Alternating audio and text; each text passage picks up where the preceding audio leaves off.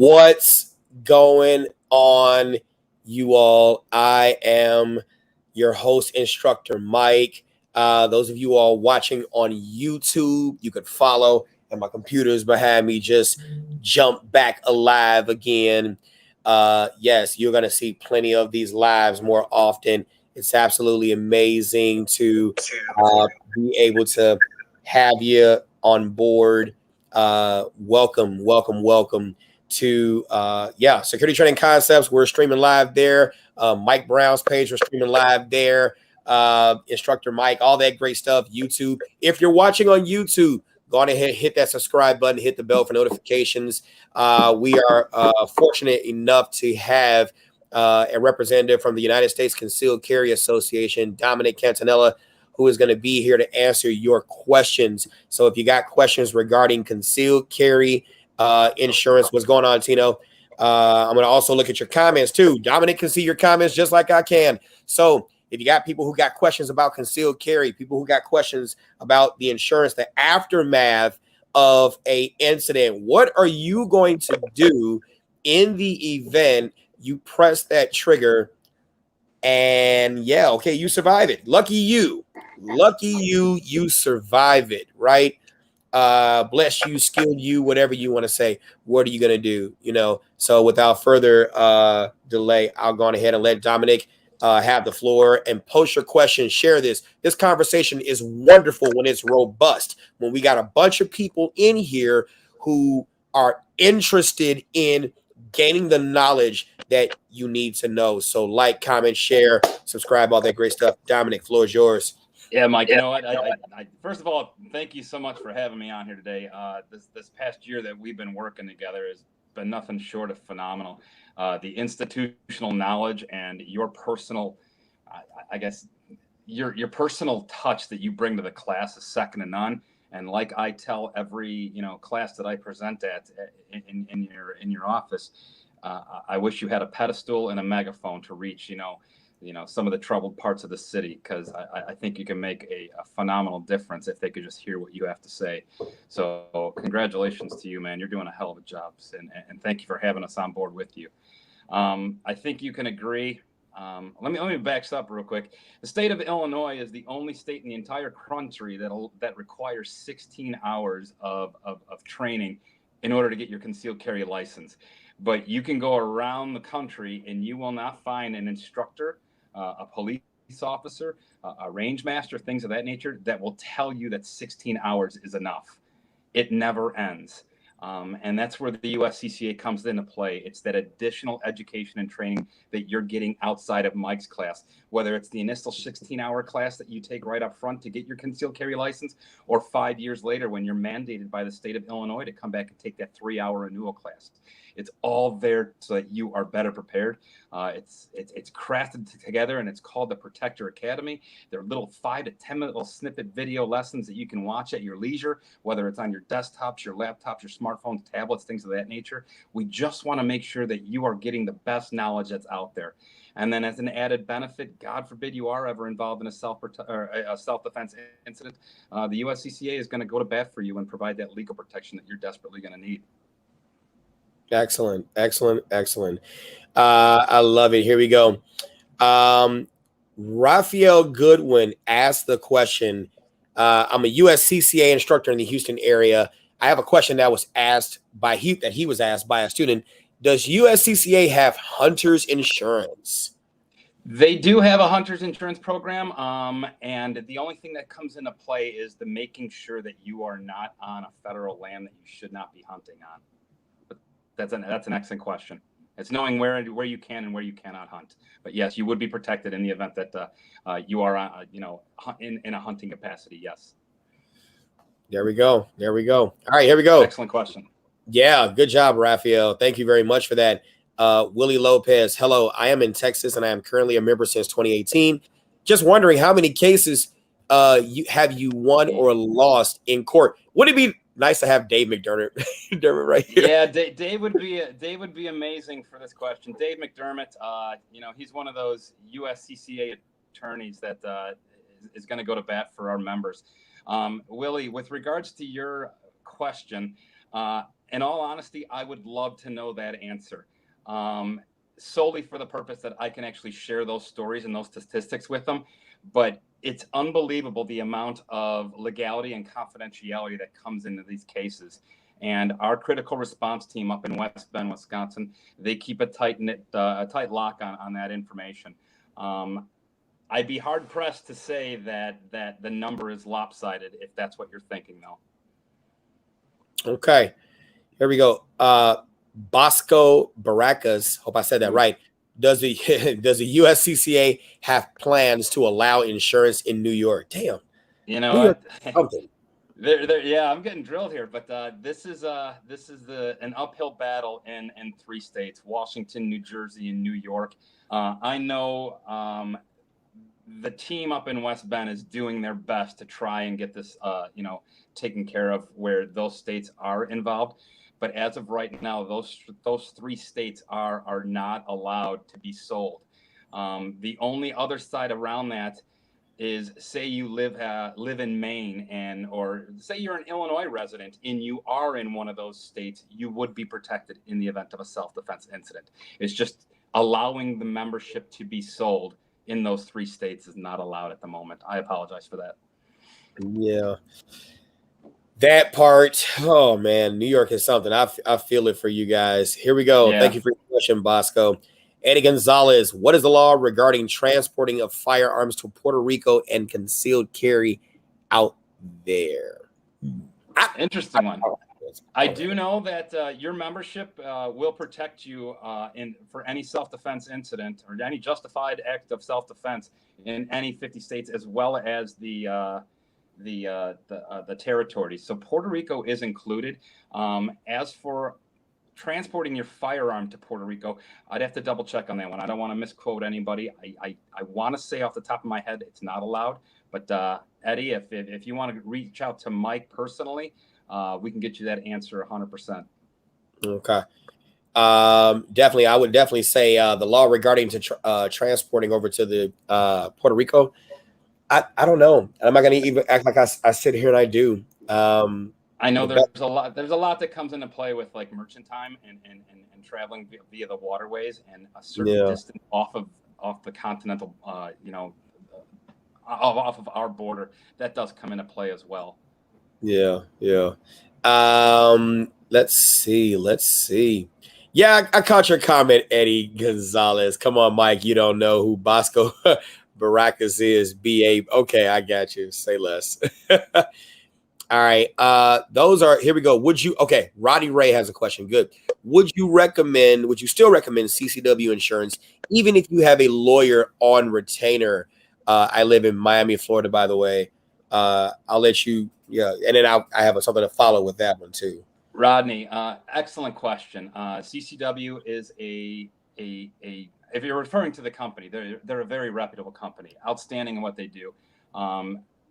Not just because I work for this company, Delta Defense, which is the service provider for the United States Concealed Carry Association and their memberships. That education and training is second to none. And basically keeping the sharpest tool that you have in your toolbox, which is the one on top of your shoulders, in tip-top shape is all but key critical. And you're not going to find another company out there that's constantly keeping you and that hamster wheel spinning at all times. So I not just because I work for Delta Defense and you're not going to find something better than what we are providing. Here we go. Vince asked a good question. This is a great question too. You guys are doing great with the questions. By the way, if you are watching, make sure that you comment, share, subscribe, click that bell for notifications. Keep the questions going. Is it advisable for concealed carriers to delete all social media of all political Second Amendment defense training posts in case prosecutors use it against the concealed carriers in a defense shooting case? Mike, you make a great point in the class. I'm looking at the wording, and I know it's just a question via this platform right now, but all social media and all political Second Amendment defense training, not necessarily. But we see all these videos or these young kids maybe they've got a 40 in one hand and their Glock in the other hand. Do you think that can be used against you in a criminal case? And the answer is 100%. Making comments, I fire off a round at that person. That's showing, negligence. And if the state's attorney can get a hold of that, it can be used against you. Yeah. I would argue, to follow up what he said, again, if you're in the Chicagoland area, and especially in the Chicagoland area where Cook County has jurisdiction in the event you get into a self-defense situation, I would say that you should go to the YouTube page, the Cook County Lighton Criminal Courts Building Courtroom 100, just to listen to the way, because you get a lot of UUW, which is unlawful use of a weapon under Chapter 720 Illinois Compiled Statutes Act 5, Section 24, which is the weapons section, unlawful use of a weapon. And that's the minimum charge, gun charge. And then you've got all the other heightened aggravations and stuff like that. But they are taking the simplest thing about your gun. If you have a threaded barrel, if you have an extended magazine, regardless to how extended it is, if you have a red dot holographic sight, as I heard one prosecutor saying, everything that a flat face trigger, everything that you are doing to enhance your ability to accurately stop a deadly threat, they are going to use it against you. Like I say in my classes all the time, you don't carry a firearm to not go to jail. You carry that firearm to stay alive, to increase the chances of you staying alive. Now, there's never a guarantee that it's going to keep you alive. You can still shoot someone and they live, and then you get shot, not know it, calm down, go in a sympathetic nervous system dump, and then die. That can happen too. But you carry that firearm to level the playing field, that combined with tactics and extra training from all sources, including the USCCA, and then continuous training where it is almost innate in your responses under the influence of that deadly threatening, stress, that you can perform and increase the chances of success. Speaking of performing and increasing the chances of success, I want to go on ahead and let's watch this one video of how quickly this guy reacts in this situation. Some of you all have seen this video. Let's go on ahead and take a look. Here we go. Shocking video here just into our newsroom of an attempted robbery that ended with bullets flying. This happening just after 7 o'clock last night near Melrose and Vista Street. Police say the victim standing there talking in a parking lot when the Dodge Avenger pulls up. Two men get out, one of them brandishing a gun. Then the victim of the robbery pulls a gun himself, opens fire on those would-be robbers. Everybody takes off. The two suspects who got out of the car were later caught, but police are now looking for the driver. Hello. You can't make that up. Talk about situational awareness, understanding that the threat was coming. His head was on a swivel. He was noticing, hey, there's a potential element of harm to myself, and he responded accordingly. That was phenomenal. Yeah. And I want you to understand that we're going to still get back to the question. I'll say this last point and get back to the question, but the firearm being used does not always mean you are going to make contact. We got to attack that fallacy. You are not going to always make contact depending upon certain variables. There is such a thing as suppressive fire, but I want you to understand there is a huge difference between what you saw in this video and what you saw unfortunately happen with the firefighter Dwayne Williams in Chicago. We look at this given situation. One of the first things that he did was he dropped that bag as he began to see them. Now, in my opinion right here, he should have already begun to break contact, because them moving out of that parking space back here, that is already a red flag. Something is about to go on when it just logically makes sense that they would just move on. Why would they stop right there? But that's fine. Go on ahead and stay there. That's fine. But you see, he drops the bag. One guy produces something out of his hand, and he immediately begins to shoot. Now, he could have made contact with this gentleman by the use of him using his firearm, and that bullet made contact.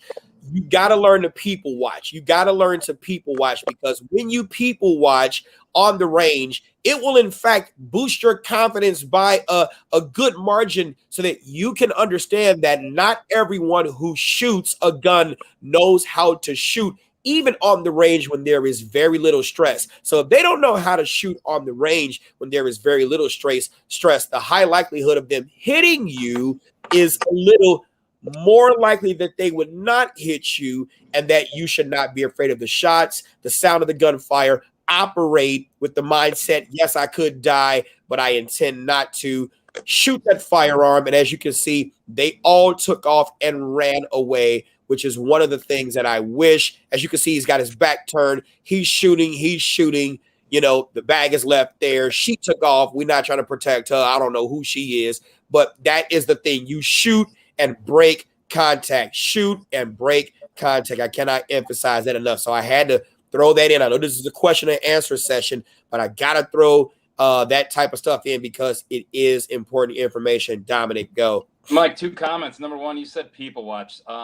With all our professional time as being police officers, the one thing that offenders or criminals hate is good witnesses.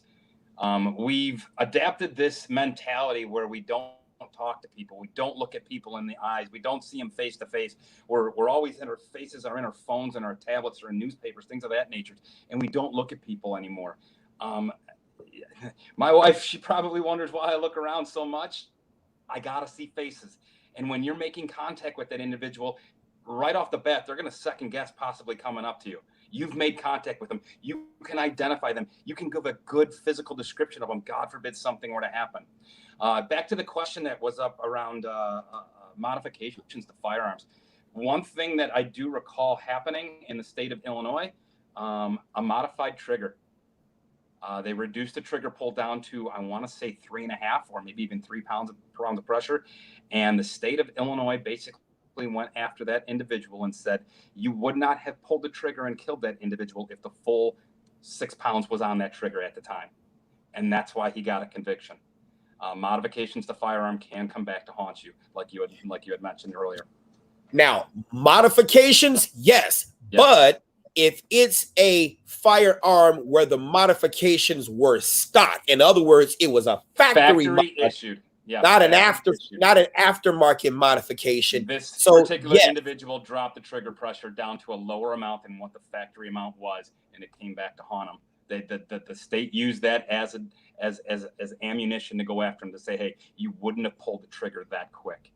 Yeah, but see, the thing is, how would any lay person know that? You, as an everyday citizen who's a doctor, a lawyer, maybe you're a beautician, a nurse, maybe you dance, you do other things, whatever things you do, you don't know that stuff. You don't know that stuff. There are so many complexities in the law. Go ahead. We talk in the class all the time, and I know we're here in Illinois, and we have some of the most stringent gun laws across the entire country. I know we had people in Texas and in Miami, and down in Florida. I'm sorry, but we live in a very, very anti-gun state, and our governor is very anti-gun as well. They're gonna make an example out of you, and not only are you educated and trained on what you can and can't do, the USCCA is going to go to bat for you in the event that something does happen. And that's what the whole purpose of this is to help you to understand that. And I'm going to tell you this from personal experience. By the way, if you guys are watching this, don't be stingy. Love you. Don't be stingy. Share. Tag people in this conversation.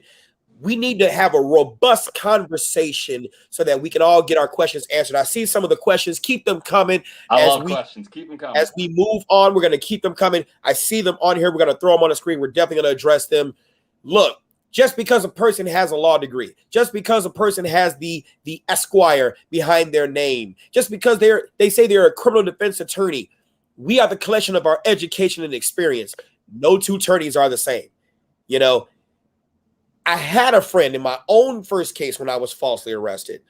I considered him a friend. And I've seen him in court. I will not say his name. That's not the message. But I've seen him in court. He was an aggressive defender when I was a police officer. Then I hired him, and he did a crappy job for me to the point where I had to let him go and hire an attorney who I later found out was a USCCA attorney. I wish I were lying, but I'm not. And even understanding certain things as a police officer, thinking that this guy's got my back, even though we're in a different county. No, just because your friend is an attorney in this county, if the case is in a different county, the two don't gel. There are different operating standards and different, that kind of click, that good old boys club.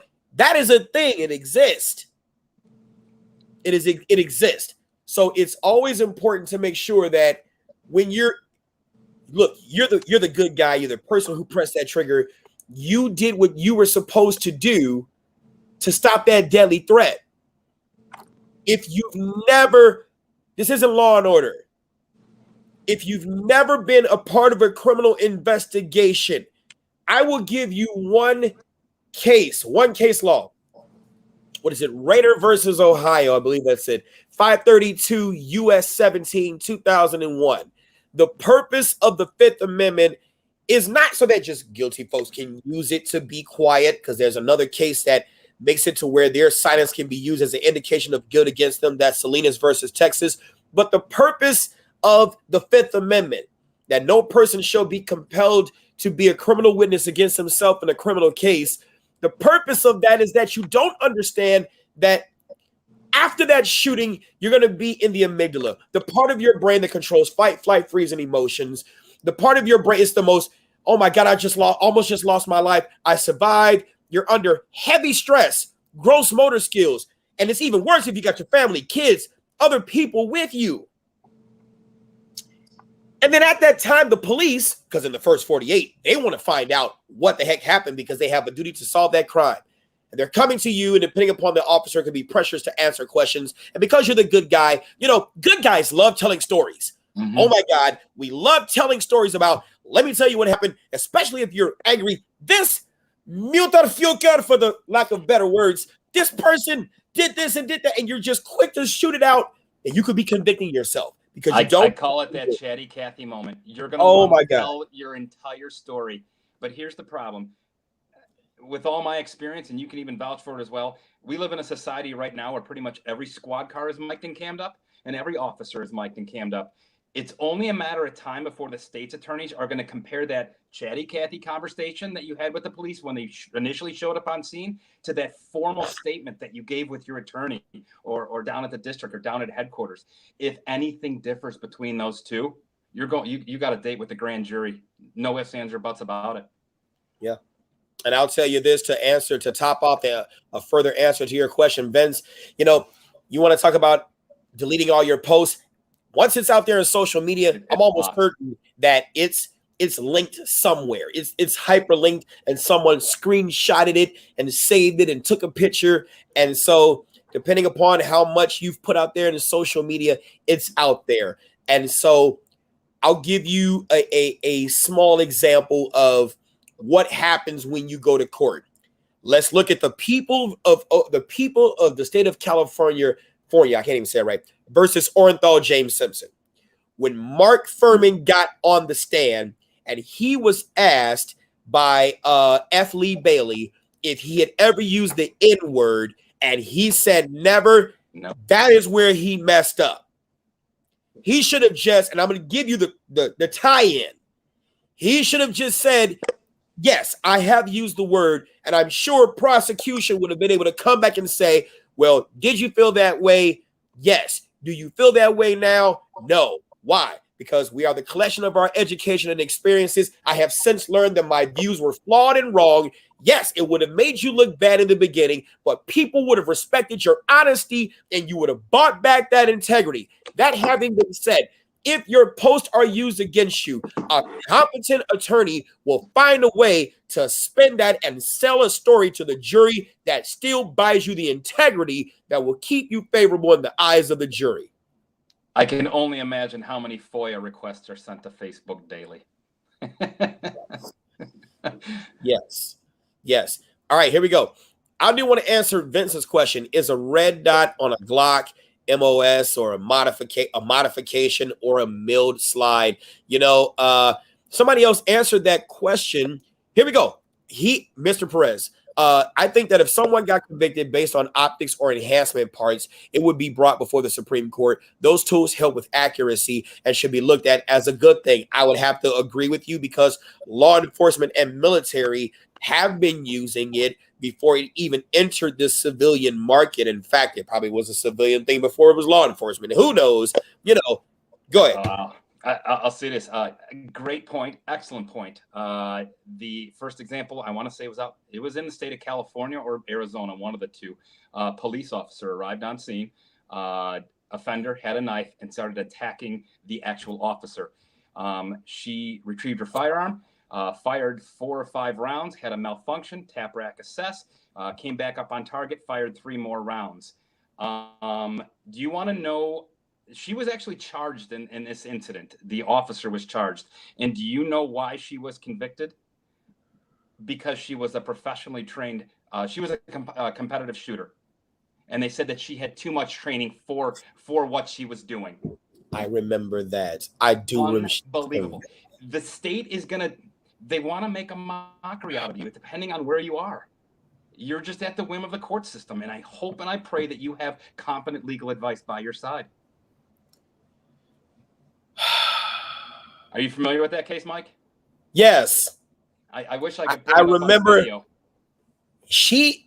Damn. Competitive woman shooter involved in a self-defense incident on the street, and the state had the audacity to go after her and say, "You would not have killed this man if you were not a competitive shooter. You would have held off on maybe the last 2 or 3 shots." Damn, that's fucked up.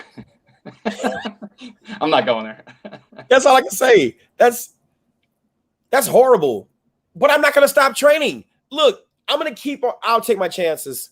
Diamond, I love your question. Let's go to the next one. Diamond, I'm reading this one next. I love it. Diamond, I'm not sure where you're from. So if I get attacked and I shoot someone, am I going to jail even if I have my gun card?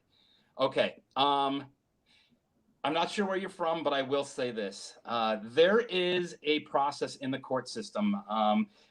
Initially, you'll be arrested, you're charged, and before anything begins, you're going to go to what's called a Gerstein trial or a probable cause court, and you're going to present the facts to a judge. And the judge is going to make a determination based on the facts that are heard in that courtroom, whether or not the charges are going to be approved or not. I want to say in most cases, drug cases in the state of Illinois or in Cook County, the probability of going to court, nil. Gun cases, sometimes they get bypassed. But I'm gonna touch on that a little bit more. Kim Fox who is the state's attorney here in the state of Illinois, covering Cook County. She took it upon herself to say any incident involving a firearm automatically bypasses that probable cause court, that Gerstein trial, and automatically goes to a grand jury. I don't know if you're familiar how grand juries work, but they're seated for an entire month. I had the opportunity of sitting on the November of 2008 grand jury over at Cook County Jail, or Cook County Courthouse. We heard about 30 to 40 cases every single day. At the end of the month, 100% of those cases were true bill indictments. Grand juries have a high probability, extremely high probability, which means the charges stick and you're automatically going to trial. Something to take into consideration, especially in very anti-gun states such as Illinois. Yeah, that's a whole nother live right there. Here we go. We'll get into it. Yeah, I'll have to. So that means I'm getting welcome back. I love it. That's it. Andy Ham, how can any court determine how many shots it takes to stop an imminent threat? It's written right in the statute for the state of Illinois. Reasonable and necessary. But the question that comes into play is, who determines what reasonable and necessary is? You at that time? No. It's either the 13 people that are sitting in the jury box or the judge that's sitting on the stand that determines what is reasonable and necessary. And it all comes down to, like I mentioned, that competent legal advice that's there to explain, hey, if you did not respond the way you did, you would not be sitting here talking to you would not be in front of that judge today. Right. Yeah. Great Excellent question, Andy. Yeah. Great question. Willie Lopez, Texas will be a concealed. Y'all keep the questions coming. I see 61 people, 61 people watching here, and it's been kind of dabbling in and out. Share this. Like, subscribe, hit that bell for notifications. Let's keep it going. Here we go. Texas will be a concealed carry state. I don't know if that's. You mean a constitutional carry? Because they're already a concealed carry state. So I think you mean constitutional carry. But Texas will be a concealed carry state as of September 1st. Yeah, I got you, Khalif. I saw your question again. Concealed carry state as of September 1st. I currently pay for mine and my spouse's insurance yearly. My wife gets a discount because she is not a concealed handgun license holder. Will the price change for her as of September 1st? Okay. So Willie, I'm going to have to ask you to reach out to me directly, because I'm not sure how this works for the state of Texas with regards to how their gun laws are. But in Illinois, not only are you issued a concealed carry license, but we also have a FOID license, a FOID card. And that FOID card allows for the firearm just to be within the dwelling, within the household. It allows for you to transfer that firearm in a FOID transfer manner, broken down in a case, locked, ammunition separate, things of that nature. And it allows you to buy more ammunition and firearms at the gun store. What it does not allow you to do without your concealed carry license is to take that firearm on your person outside of the house.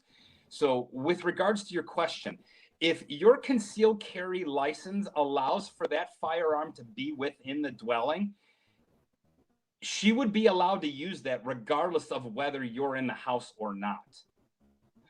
As for if the price will change for her on the first, no, the USCCA has locked in their rates with their new membership that they have provided. It's gold, platinum, and elite across the board. It's $29, $39, and $49 for the monthly amounts, $299, $399, and $499 for the annual amounts. And the spouses that are added on are half the cost. Yeah, that's good to know. Yeah, definitely good to know. I'm interested to see how this is going to work out in Texas, because, Willie, he said thank you, because in Texas, it's always been, from what I understand, a concealed handgun license state. And I will tell you this is scary, actually. First of all, Illinois will never go to constitutional carry. I will tell you this. We'll never. We are Custard's last stand. It's a money issue. Yeah, we'll never go to that. But it's interesting to see how it'll work, because I tell you what, I ask my students, and I love them because when I talk to them and ask them their questions without judgment. That doesn't mean I withhold my comments or opinions or anything like that, but I ask them without judgment and speak their truth. If they had a choice, whether or not they would take, if they didn't have to take this class, would they? Well over half of them said they would not. And so in Texas, now it's constitutional carry. And if you live in Texas, correct me if I'm wrong, but you don't have to take a course now, I think. To carry it in certain places, you might still need a permit. But what does this do for Texans who are not geared towards go get this training regardless of whether you think you need it or not, because you do need it? What does that do? I started off by saying Illinois has the most at 16 hours. We have the most stringent requirements for among any states across the entire country. This is a gray area where you and I, who are advocates for the Second Amendment and are pro 2A, and we understand the importance of proper firearm safety and training. It's a gray area, but there should be. You might not have to take a class per se, but in any profession or any kind of hobby, there should be that CE requirement, that continuing education requirement. Maybe that should be implied, because the last thing I want to find out is innocent people are going to jail for the fact that they did not know the law. And as you and I both know, ignorance of the law is not an excuse. For you to say, I shot this person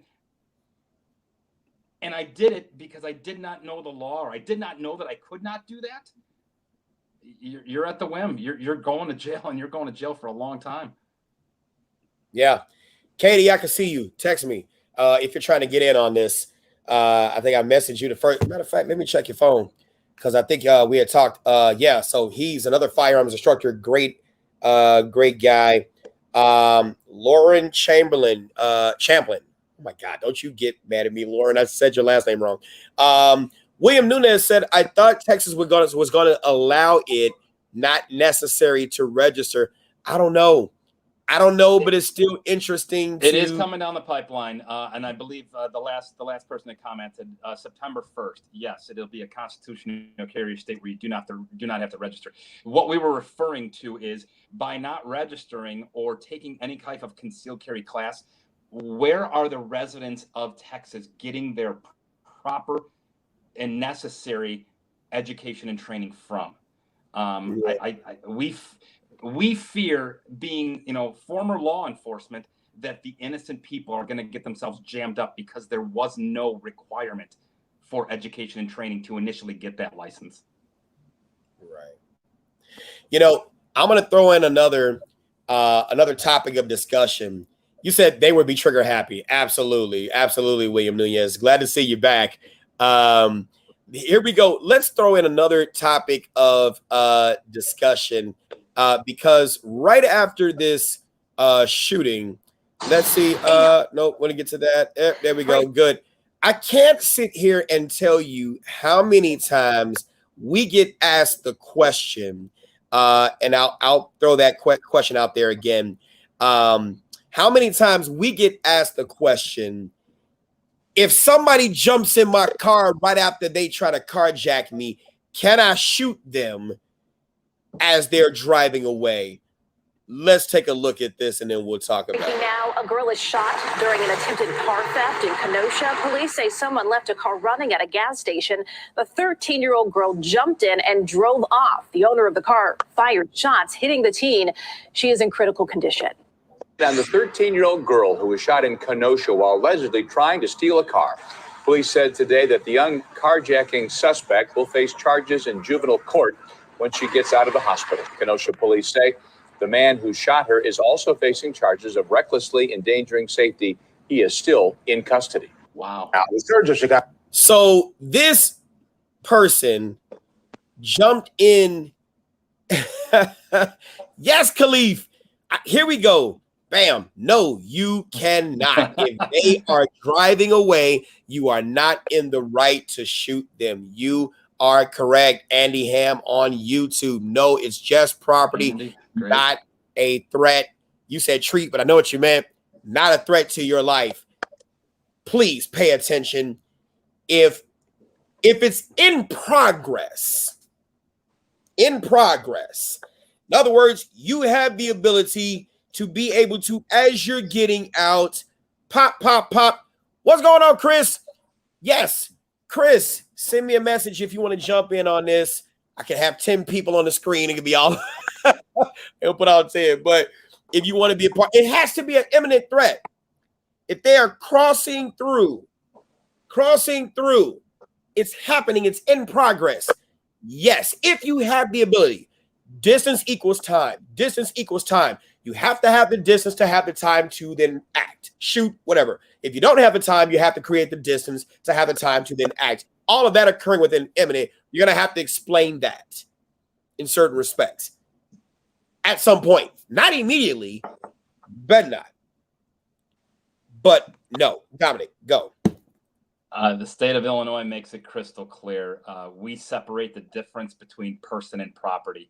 You are not allowed under any circumstances to use deadly force to protect property. No ifs, ands, or buts about it.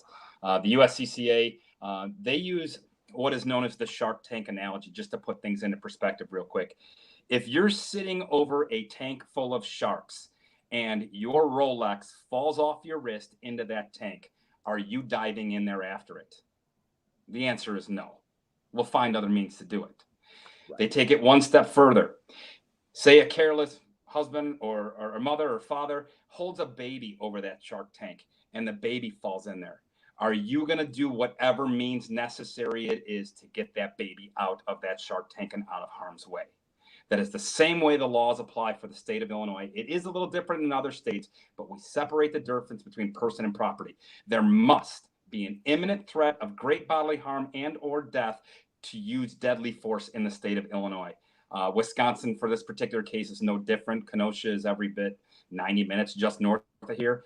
I will tell you that if this teenager does survive in the state of Illinois, that is an aggravated battery with a firearm charge, and they are looking at a minimum of 6 to 30 years. Okay, Vince, I like Vince. What if it's a strong arm robbery and my property is my loaded Glock that they want?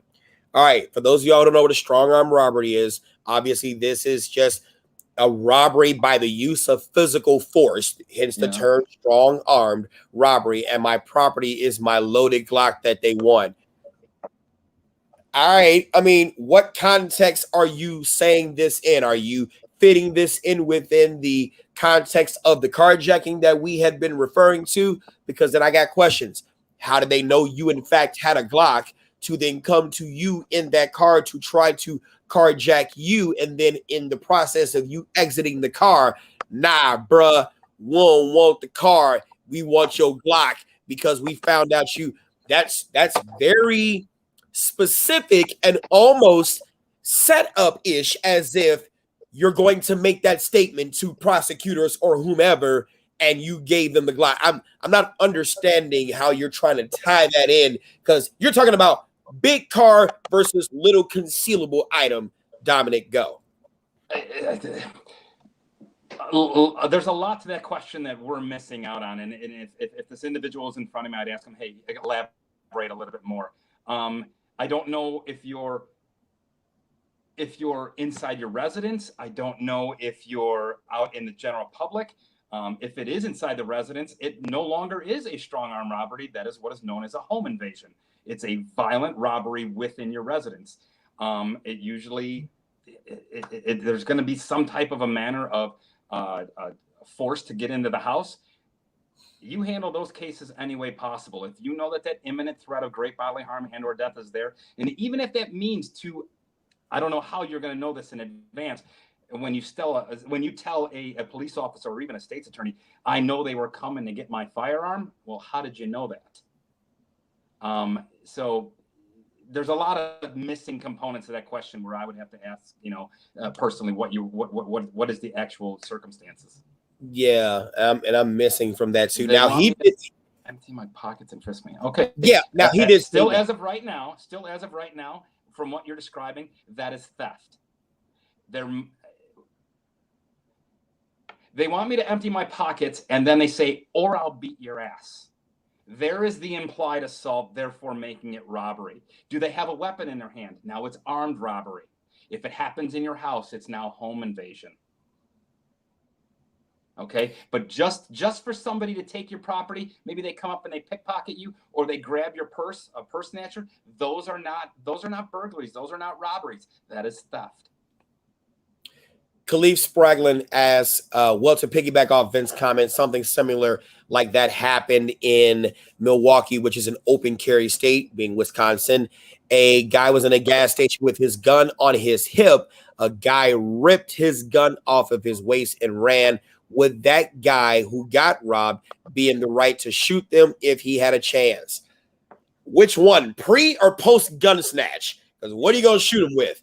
And him running away, I'm going to argue, depends, because we get into this context where we then begin to believe that a person who has their back turned cannot be shot, as if arms can't go back here. So we got to be careful, because you can shoot that way. You can shoot that way even if the person's back is turned. So let's just say a person like me who carries 2 firearms on me.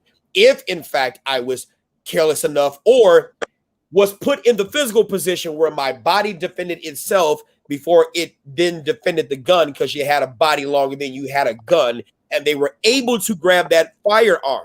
Great, able to grab the, hey, Mo, what's going on? Able to grab that firearm. Would I then be lawfully justified in taking my second firearm out and shooting them? I would take my firearm out. Would I shoot them? No. I would probably I would exfil. I would move to cover or find some kind of concealment and probably create more distance and not stand in the area, because this person could turn around and shoot me.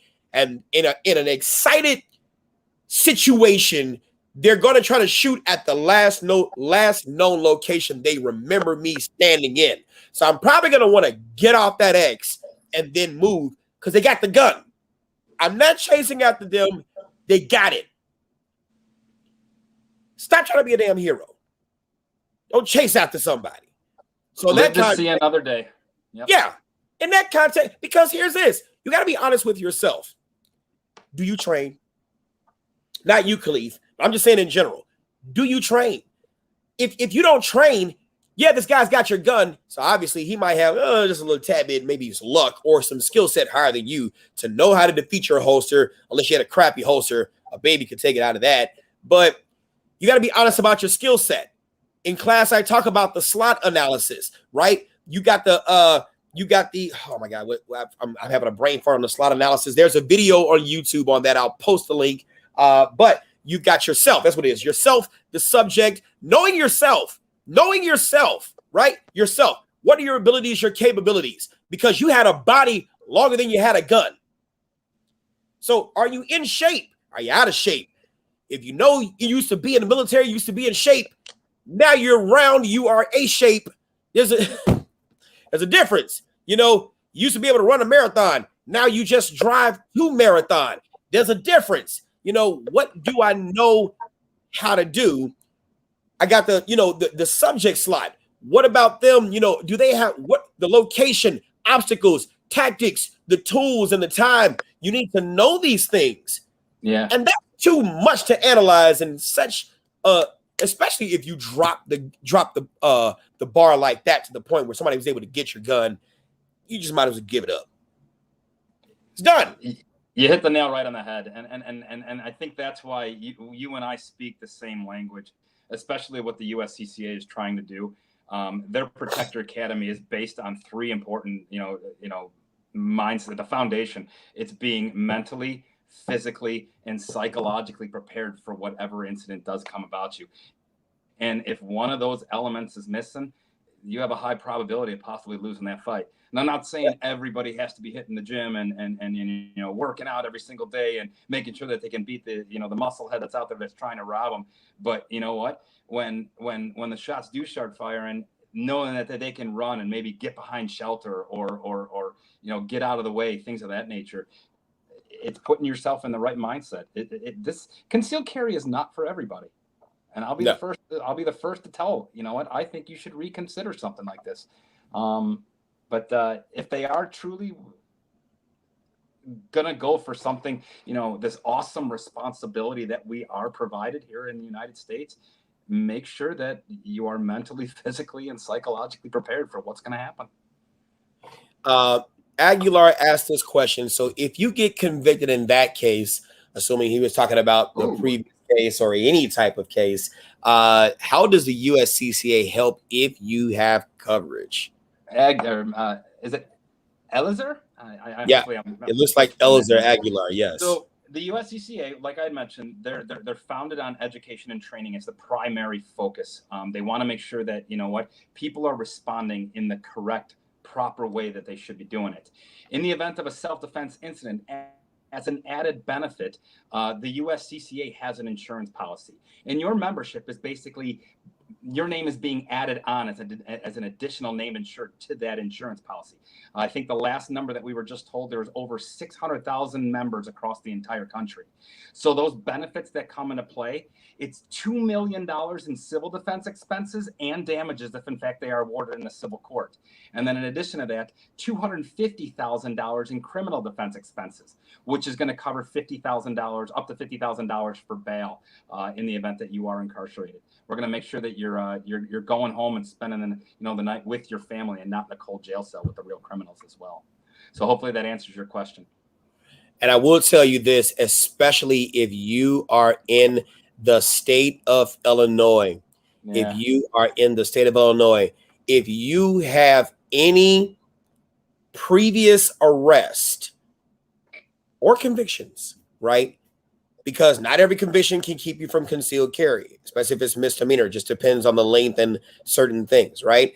But if you got that stuff, treat your criminal record like your credit report. Get that, just like they got credit repair, go get that stuff expunged. Those things do those things do matter when it comes down to them deciding whether they're going to release you or whether they're going to hold you. There's a public safety score. Y'all don't look. Let me put some freaking information on this doggone page, and you don't sit there and go do exactly what I freaking ask you to do. You better doggone pay attention. I'm not freaking playing with you, because this is the stuff that's going to save your life. It takes you nothing for you to sit there and go over to the Cook County Criminal Court's YouTube page and set a reminder and listen to what the judges say. Listen to what the prosecutors say. Listen to what pretrial says. Listen to what the defense attorneys say. And I'm going to give a special shout out to Judge John Fitzgerald Like. He's a judge in Cook County. I heard him preside over a case where a person was charged with unlawful use of a weapon. He just had a FOIA card on him, probably just came from the range, didn't box up the gun like he was supposed to, and got arrested. The judge was nice on bond and was like, look, you're a good guy. You got no publishable background.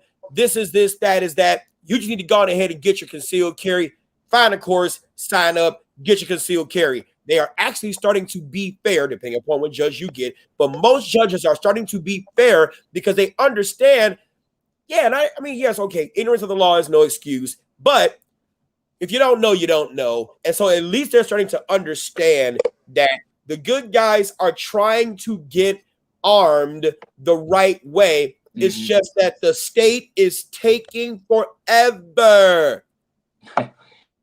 You'll be happy to know that I think the state of Illinois just recently hired 40, I want to say it's 43 or 48 new people to process the backlog that they have. And I have heard from other instructors out there, the wait time is down to about 3 or 4 months to get your concealed carry license. So that's promising for us. Yeah. Michael J. Rubastelli. I hope I said that right. Don't Rubastelli. You correct me if I'm wrong. I'm not going to go there. But Michael asked a great question. What about an abduction or an attempted abduction of you or a family member or a friend? Is lethal force justified? Yes. We're going to throw that back into the context of the car. Let's just say you get out of the car. I don't care if you are a guy. You better get your high pitched on, because it's gonna make you seem like you're less than, he's weak psychologically. You have to fight the battle of the mind first, right? Get out the car, and then as you're turning around and this person is trying to get back in, pop. You're not defending the car. You're defending the human contents inside that you have a duty to protect. The answer is yes. Dominic, 100% yes. The one thing I will say about this, let's talk about that carjacking. First of all, I don't like using too many hypotheticals, because it's the rabbit hole. And if somebody's missing a piece of the information, maybe they might misunderstand what we're talking about. So hypotheticals, they can get a little confusing at times, but I'll lay down the groundwork of what Mike was just talking about. First and foremost, the carjacking, your firearm is on your side, your seatbelt's on, and somebody comes up and puts a gun to your temple. I guarantee you, 100% of the time, you will not win that fight. Do not ever draw on an already drawn weapon. You will lose. Okay. Now, if this individual says, "Get out of the car, I want your car," get out of the car, let them take that car, file a police report. You're probably going to find it 4 blocks up on the right. Okay. Now, if somebody is in the back seat of that car, you're going to have to handle that situation accordingly. Exit the vehicle, and you do what you have to do. And practice like family nights. Be in the garage. Don't have the garage door closed and then turn the car on. Everybody's gonna have a bad day. But make sure you practice this like in the garage. You all are practicing what you would do. Get your kids a part of the self-defense dynamic. You'll be surprised what the kids will help you do. Your wife, husband, whomever, get them a part of that dynamic. Make it a family fun event. Look, it's not hard to do. It requires some inventive. Dads, you're funny. You really are funny dads. You can make the training funny, and if not, reach out to people like me, Dominic, whomever, just other instructors who will tell you creative ways to make it a fun and festive event. It's just like fire drills. Going out to the big yellow tree with the ribbon around. Oh my God, they love colors. It's sensation. But you're getting them to go to the tree. You got to find a way to get it done, because when everybody is on board and they know what to do, it makes the job easier. Makes the job easier. Great question, Michael. I appreciate that. Robert Long, hey, Mike and Dominic, I'm a USCCA member and Illinois concealed carrier. Can I have my fiance covered even though she doesn't have a FOI card yet? Okay. Excellent question, Robert. So here's the deal. Congratulations on your engagement, number one. Number two, the day after she gets married, we can add her on as a spouse. And the cost for that would be half the price of what you're currently paying. So you yourself will get all that education and training, as well as the additional benefit of the legal protection with the insurance policy, as well as your spouse would also get the same benefits for half the cost. As of right now, that question went away.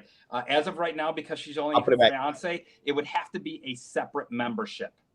Okay, so it's up to you if you want to hold off until your wedding date.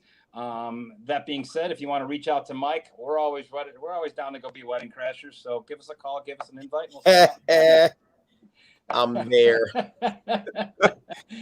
I'm there. Good stuff, Robert. Thank you.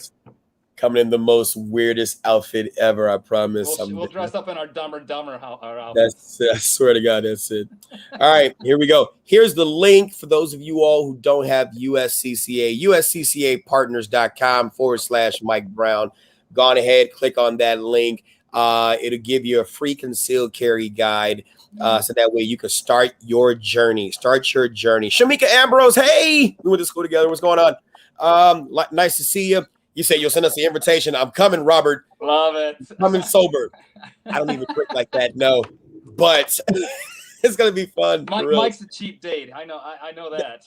That's it. Oh yeah, for sure. Yes.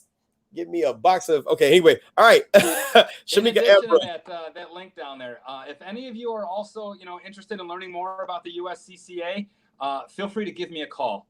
Yes. I can answer questions right over the phone. I can actually get you signed up right over the phone, and I can have a nice little bonus item sent out to you as well. My phone number, grab your pens real quick. 773-627-4421. Just like West Bend and our critical response team being open 24 hours a day, 7 days a week, 365 days a year. I have 2 beautiful daughters that I got to worry about now. Oop, there we go. I am awake 24 hours a day, 7 days a week, 365 days a year. Don't hesitate to call me anytime. I can knock out your membership right over the phone at any time. Just reference Mike when you do call me so I know where the referral came from. Mike, if it's all right with you, the only thing that I want to add, if you're going to wrap this up, is a quick little story about that attorney, Dave McDermott, if you don't mind. Yeah, go ahead. So for those of you that do not know Dave McDermott, he is one of our USCCA vetted attorneys, and Is that the correct number? encourage you guys. What's that? Is that the number on there? Thank you. All right. Jump on his website, DaveMcDermottLawGroup.com, to get a better idea of who he is. When you get there, I shit you not, he looks like he came straight from a Grateful Dead concert. But I'm happy to say that in Dave's 22 years of being a trial defense attorney, Dave has never lost a single self-defense case. And I'm happy to say not only is he one of ours, but he can be one of yours. So at the beginning of last spring, Dave and we did what's called a legal seminar. And Dave shows up in his 1960, I want to say it's a 65 Shelby Cobra convertible. It is blue with white racing stripes. It is my dream car. I'll never be able to afford it, but it's still nice to dream. Dave gets out of the car in a pair of flip-flops, cargo shorts, t-shirt, and a ball cap. And he starts presenting to about 65 like-minded Pro 2A concealed carry holders, just like your viewers today. And for 3 hours straight, they just drilled him with questions about the legal system, free of charge. It's an event that the USCCA runs all across the country, legal seminars. Look them up. I strongly encourage you to go to one. They're free. So at that event, I had the opportunity of asking Dave 3 consecutive questions back to back to back. Now, keep in mind, this is for the state of Illinois. First question that I ask him, somebody who is a non-USCCA member walks into your office. They're involved in a self-defense incident where the state of Illinois is now charging them with either murder, voluntary or involuntary manslaughter, or even an aggravated battery with a firearm charge. What is the retainer just to pick up that file? And I ask your students this question all the time, and they throw out some ballpark numbers. I might hear 10, 15, 20.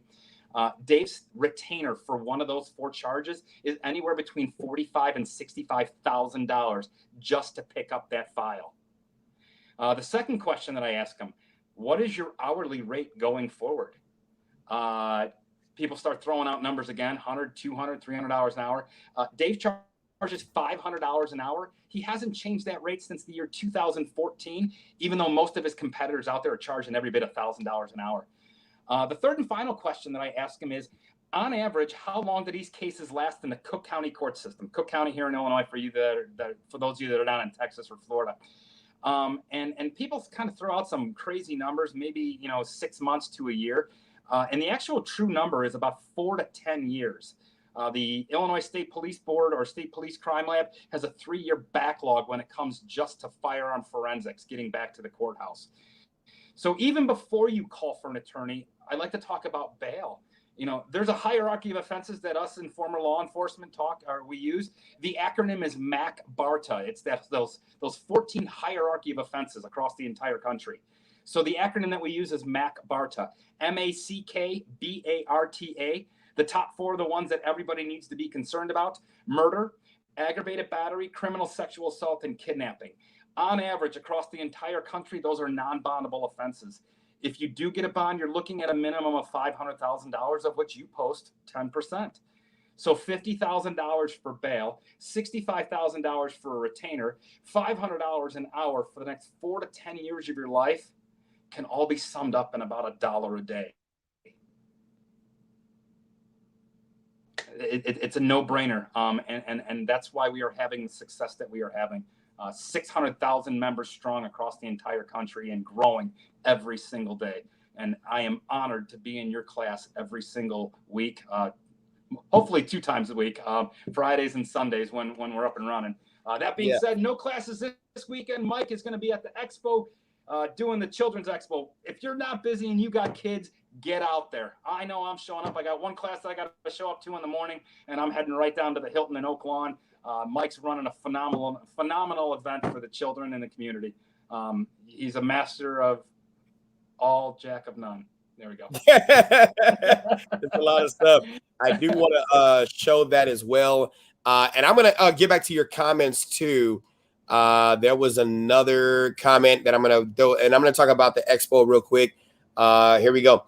Do you all provide U.S. coverage for USCCA members in Memphis, Tennessee? God bless Tennessee. What a great state. Up here in the state of Illinois, we call it Smashville, not Nashville. When we go down and we watch the Blackhawks play the Preds. But to answer your question, 100%, the USCCA membership is available in the state of Tennessee. Yes. All right. I'm having a children's expo, as Dominic pointed that out. As he did pointed that out, and I did want to just play this because it is important to do things for the kids. That's one of the things that my business is doing, and I was fortunate enough to be featured on Fox 32. And I would love to see you all out with your kids. And I do have a special for those who are interested in getting their concealed carry. If you're interested in getting your concealed carry, that's right. Yeah, if you purchase a book, right, you'll get a book bag with school supplies. I got like 200 book bags. Got more coming too, and I'm also giving $95 concealed carry class vouchers for the parents so that they can get their concealed carry. Just because I not only want you to be able to have what you need to have for your children, and so that you can be a better parent, so that they can do things differently, but I also want you to be able to protect yourself. And all you have to do is, it's free entry. Just text All About Kids to 474747 to register. All About Kids to 474747 to register.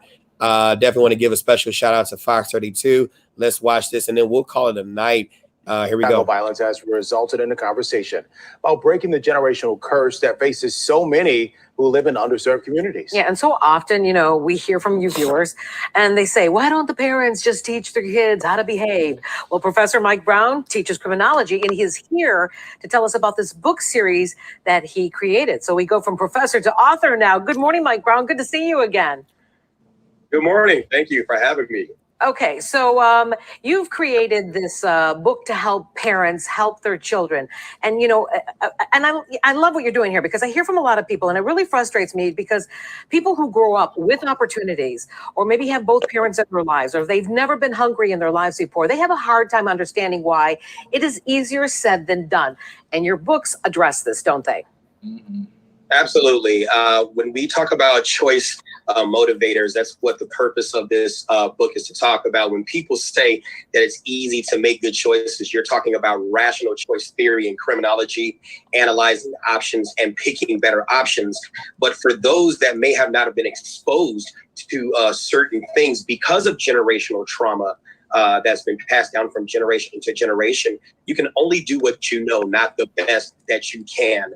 And so that's the purpose of this. It's not enough to say we want to break generational curses. We have to have the tools to do things differently so we can raise our children to be differently than how we were raised. Yep. I always tell people, you got to realize your perspective is not universal. There's many angles, and people have different lives and lead different lives. Talk about how many books are in your series, and maybe give us an example of one of the messages in one of them.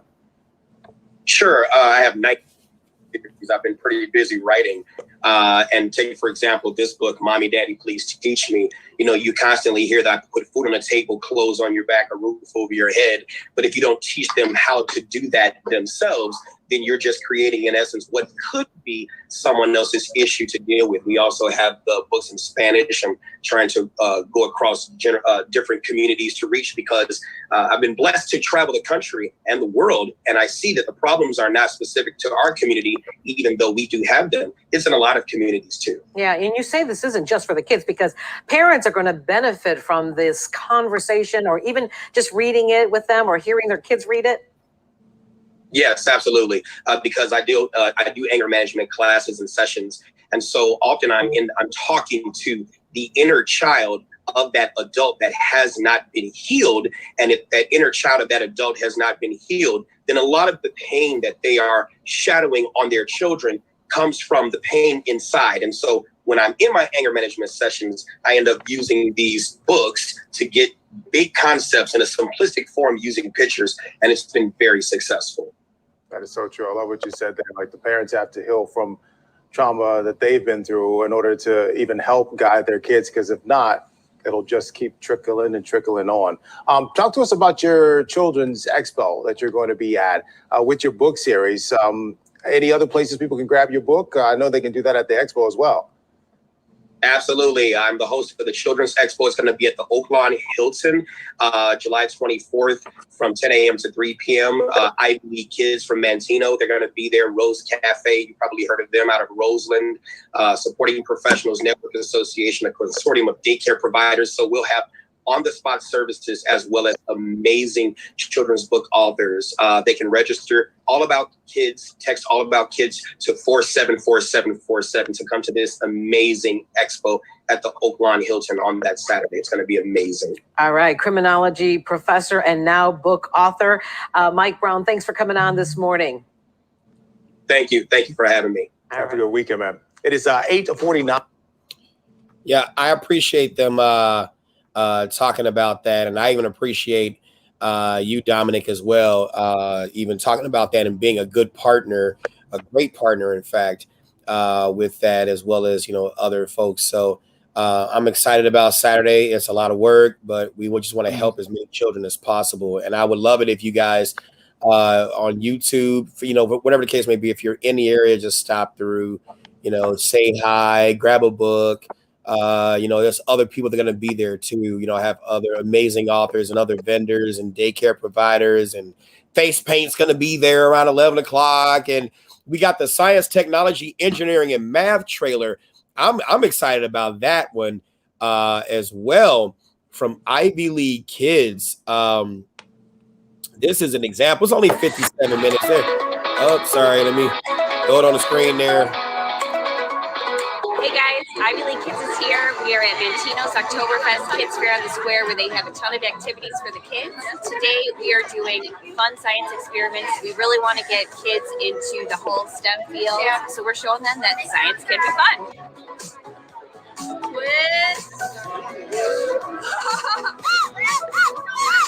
Fresh air, the baking soda into it. We're gonna put some vinegar in here. Got it over. Okay, 1, 2, 3, go! Go, go, go, go! Shake, shake, shake, shake, shake, shake, shake it up, shake it up, shake it up. My goodness, what is happening? What's happening? Baking soda and the vinegar, it made CO2, which is carbon dioxide. It was a gas, and that blew up the balloon. All right, as hard as you can. Okay, let it go, let it go, let it go, let it go. What's happening? I love it. Oh, you just finished. Let me stop that. That's another video. If you want to watch that, just go to my YouTube page and watch that there. But yes, we're happy to have them, Ivy League kids, Chris and his crew out there. So I'm just excited for that. Any final words, Dominic, before we go on ahead and call it a night? Mike, it's been a pleasure to work with you. And like I had started this thing off, I wish you had a pedestal and a megaphone, and your message could be heard by everybody. The change that you could make. I look forward to working with you for a long time, you know, going forward. So thank you very much. And yeah, let's keep this going. Yep. I appreciate you guys too. Thank you for your comments. If we didn't get to all of them, I'll try to get to you all in the comments section. If you're watching by YouTube, don't forget to hit that subscribe button, hit the bell for notifications. Same thing for Facebook. As you can start to see, I'm having more lives with more people. I'm probably going to rename the show something like Mike's Community Channel. I don't know, but I want to hear more of your stories. I want to invite more people so that you all can get the information that you probably have not gotten in class, because the 16 hours just isn't enough.